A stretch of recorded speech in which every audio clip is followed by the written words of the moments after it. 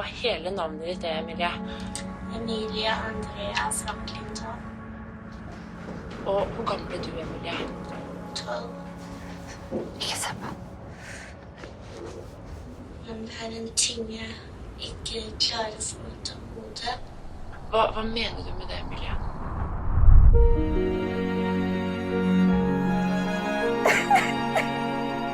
Jeg vil bare bli ferdig med det. Der er han. Vi har jo ikke snakket om hvem som gjør det her med det. Det er stefaren min. Det er stefaren din.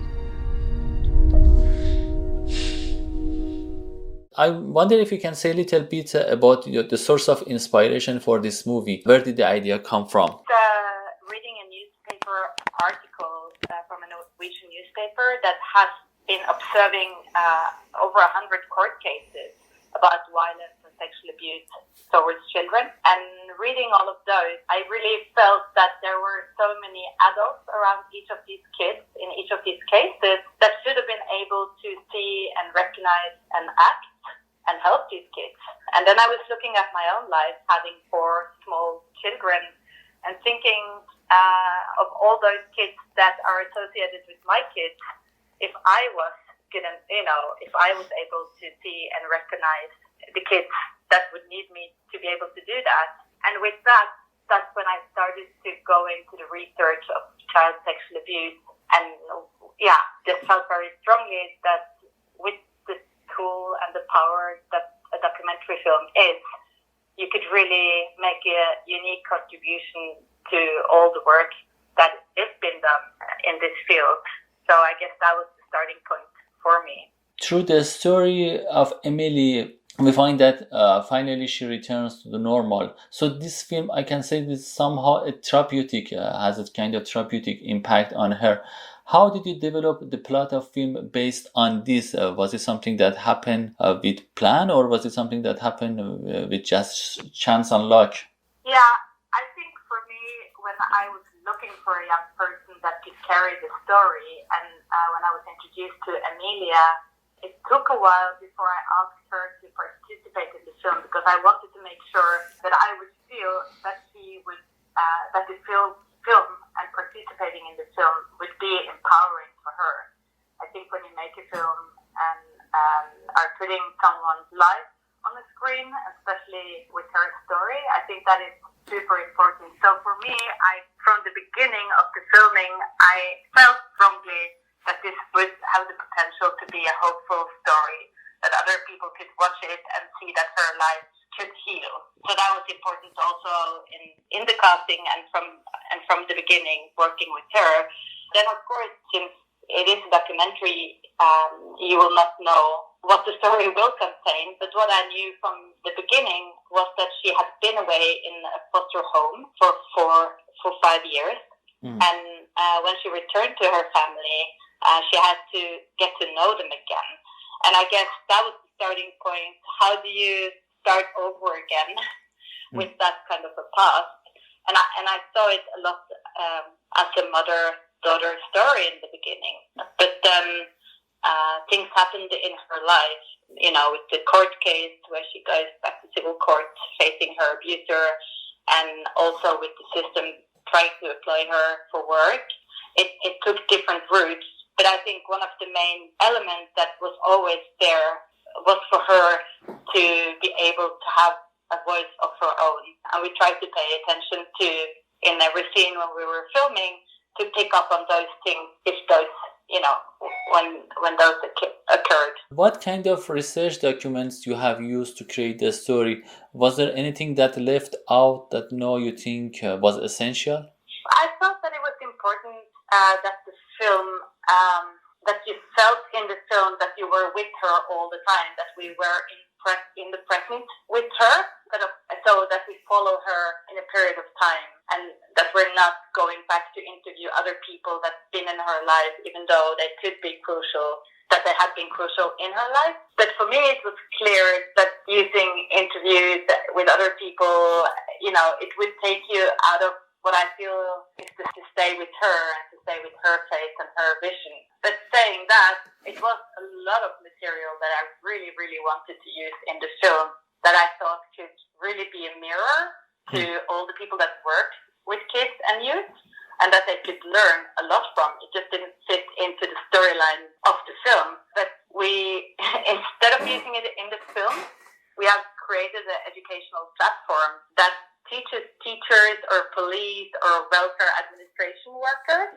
And then we are using material from the raw footage that is not in the film to illustrate for them. So extended meetings with the welfare administration or interview with her teacher from elementary school, all of those things. So it's in a way able to use the material that didn't make it into the film on that platform so that we can have the social impact that we wanted. And in the whole process, was it easy to convince Emily and her family to do this project? And how did you manage to secure their trust? I think when I was introduced to Emilia, that was by Barnehuset, which is under the police department. So when I first met her, those were the people when she was 12, and she told her teacher that she was sexually abused by a stepfather. That's where she went to do the interview that was used for the court case. So these are people that she really trusted. So when they introduced her to me, there was already some kind of trust in there. But I spent a lot of time with her, asking her if she could help me do research for the film rather than being a subject in the film. And it was just, after 6 months or something that I actually asked her if she wanted to be in the film. And she didn't hesitate 1 second. She knew she wanted her story to be heard and her voice to be heard, and she wanted to use her story for something good and not sit with it herself. So it wasn't really any convincing with her. I think for the mom, it was maybe a little bit different. She agreed to be in the film because she wanted to support Emilia. And for the mom, I think she needed much more time, after filming a year and a half. I think that's when she opened up to the film process in the way that we were hoping that she would do. And I think also now afterwards, when they've seen the film and they've seen the social impact campaign, and she feels so proud of her daughter. And I feel she expresses that it's really worth it for her, even though in the beginning it was harder. Yeah. But I guess, we filmed very few days. We filmed 28 shooting days. So we spend a lot of time. I spend a lot of time with her mom, with the family. No, I just think, as with any people, I don't think, and in films also, the film doesn't get any better than the relationship you have with your subject. And between normal people, even though it's not a film, there, trust and all of that just takes time. And this whole film project, even though we filmed for 2 years, from the first time I met them until we launched the film, it took almost 5 years. And that was very helpful to be able to take that time. So yes, you mentioned a little bit, but psychologically, how hard was it to create a story from such a traumatic experience, and how you try to create balance between making a film about the subject and also respecting the vulnerability of the subject? Yeah, I think I decided really quickly that I didn't want to ask Emilia on camera about the abuse or what had happened, or, to put her in that spot that she would need to talk about that on camera. But at the same time, it was really important for the audience to understand what she had gone through, to understand also why she was struggling so much with her everyday life. So I think for us, it was very helpful that we were able to film in the court case where she faces her abuser again, where you learn more about the abuse and what had happened, and also to use that police interview that she did when she was 12 for the people to understand what had actually happened. But I felt it was a good way of not having her, not needing her to explain it, but that you could get it from other elements instead. So that was, and then I think we also chose to shoot it handheld so that it, we could easily move. We shoot the whole film on a 50mm lens with very high depth of field, and that means that you need to have the camera quite close to her face in order to achieve that. But having it handheld, we could very easily move backwards and in again to give her that space when it felt needed. And I think also for her, sometimes she would cancel shoots. It's a 3-hour drive between my house and her house with a ferry ride in between. And often standing on that ferry, she would call me and just say, I can't do it today. It's not possible for me. And that would be fine. But of course, sometimes, it was something really important that was going on and it just needed to be there. But communicating well, and we found that balance. Yeah. She's very trustful, but she's also very able to draw her lines if she felt that was needed. But she never, she never doubted that she wanted to make the film. It was a very grounded choice for her that she wanted to be that way. And you talk about the fact that you use a handheld camera and you focus mostly on her. Did you have any kind of practice before shooting, or it was just done at the location and based on the possibilities? No, we wanted to test out the idea, of course, to see could that work, because I don't think you could put any subject in a film like that where you focus mostly on the face of the main subject. I think, you have to see if that person can really deliver on that in a way. And so we did this one test. That was the first shooting we did. We asked Emilia to just look into the camera for 10 minutes. And then we pushed record. It was like a snowy day, standing there in the snow landscape, and you see that shot in the end of the film. But in reality, it lasts for about 10 minutes. And during those 10 minutes, she goes through so many emotions. She's, being a bit shy, she's laughing, singing a little bit, she's crying, she gets really, it's all these emotions. And expressed in her face. And after that recording, I just watched it over and over and over again. I felt really sure that, when we're doing this film, this is a subject where we can apply this form and it will work because it's so expressive. But from there to experiment with different lenses to see what works best, the cinematographer Egil Hårsvold Larsen, he's really a great cinematographer, and it was such a pleasure to work with him on this film. But this, finding one thing is that when it was with Emilia and one other person, and then what to do when it's Emilia and 8 other people, So, but we found the form quite quickly, and we never practiced with her. We just the first scenes are maybe not as sharp as the rest. Trying to find our way. But I guess we had this thing, like when this. In some films, it's really okay to ask people to do the same thing, or to talk about things, or to ask them to redo things. But with her, that really didn't feel well. So if we often thought, okay, it's going to be a meeting, it's going to be 3 people there. This is atmosphere that we're going into. How should we position ourselves? We talked a lot through that. We talked that through a lot, me and the cinematographer, but we never kind of involved anyone else in that. And if we didn't catch it, then we lost it. We never asked them to redo anything or to revisit any subjects or... And because of the sensitive nature of the film, you worked with a small crew. How was that experience? I think that was good. Then both the sound person and the DOP got to know Emilia and the family, and I think that was a good choice.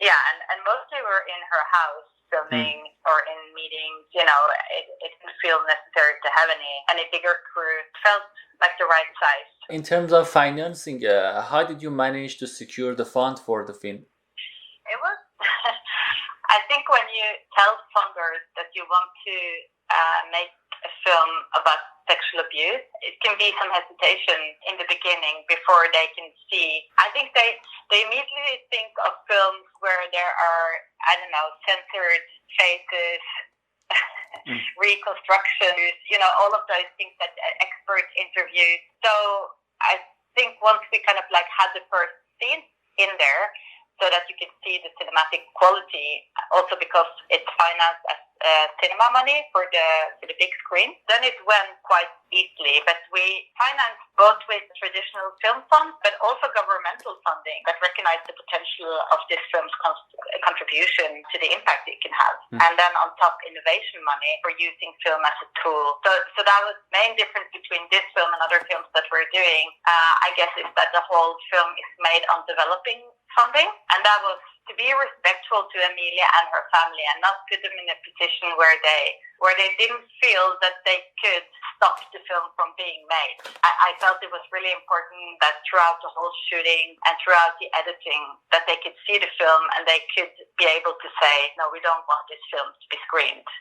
Because it's so personal and small kids involved, and they were very happy with the film, so it's only post-produced sound and image on production money.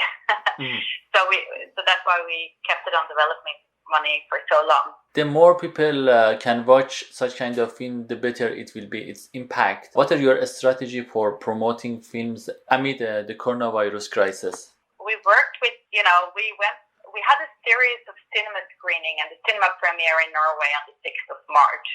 And then on the 12th of March, all the cinema closed down and the whole country closed down.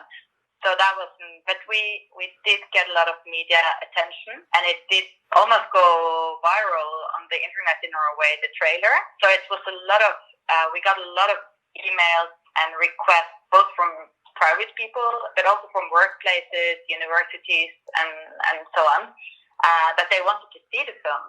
But we had decided that it would only screen in the cinema and not on TV or not on streaming in Norway in consideration of the family. So during the Corona month, we have developed a digital platform, our own, so that we can have digital screenings for workplaces.